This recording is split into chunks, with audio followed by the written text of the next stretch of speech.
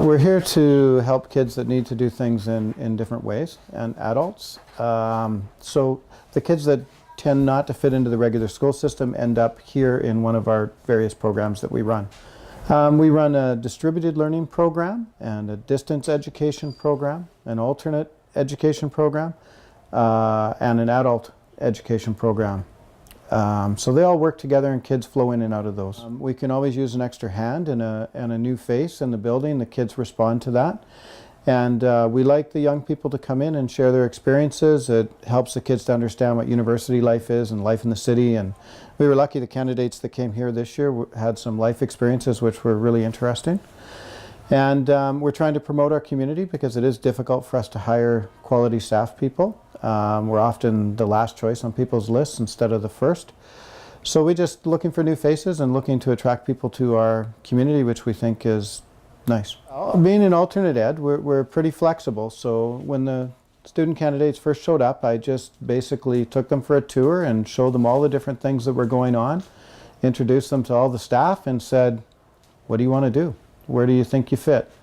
Come up with a schedule for the next couple days and then we'll make some adjustments. So it was as simple as that. They got to pick what they wanted to do from what we had to offer. We had some students help with some online teaching, which for the most part is observing and answering some questions off to the side from students. So that's an online rural secondary program that we run, which distributes courses around the region and around the province.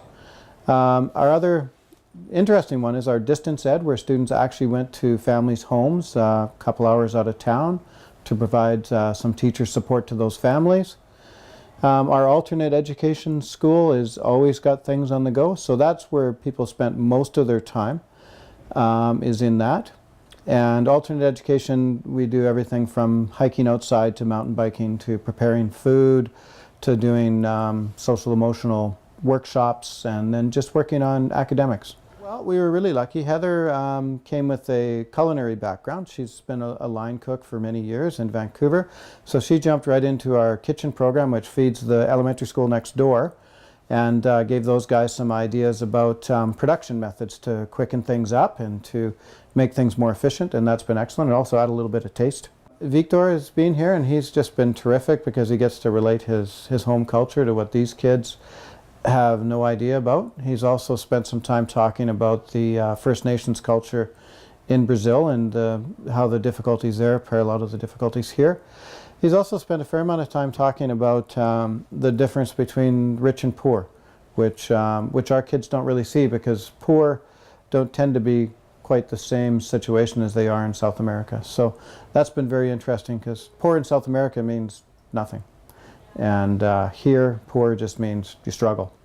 You have something, though. We had student Randy who came in, and he's a musician and an avid social studies geography kind of guy. So we took him on a trip out west to look at a place called Churn Creek, which is geologically incredible. So he enjoyed that, took a bunch of pictures he'll be able to use in his teaching, and went out to a First Nations reserve and looked at a First Nations school and a First Nations adult ed center which we run out there. He also spent some time just giving an intro trombone lesson to a group of kids who are interested. One of the benefits of a smaller community is you happen to know all the professionals that work in the areas that you're working in, so you have close relationships. We wanted to let people know that that's unique to a small community, and that there's some benefits to living and working in a small rural community. Well, we were really excited to be able to showcase our alternate programs. Often teachers aren't able to, on their regular practicums, aren't able to get into alternate schools and special ed classrooms and things like that. So we're really happy to be able to showcase what we do here.